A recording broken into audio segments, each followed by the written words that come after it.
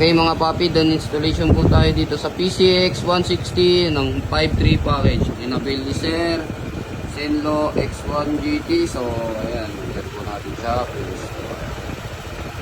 Ang ilaw po na to ay 7 watts. Ang ilaw ni Sir, sa lubing ni Sir, white. High beam yellow. So switch ni Sir, ginamit natin switch, domino 3-way switch. So dito natin siya pinisto. Naglagay tayo ng stainless passing switch.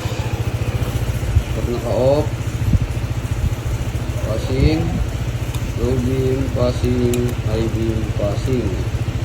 Sa busina ni Sir, ang nilagay po natin, PIA horn. So ayan, yan yung kanyang horn selector. So kapag naka-off yan, pag nilong press po natin, magra-rapid po.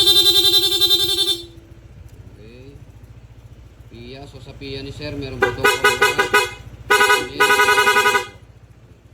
rapid,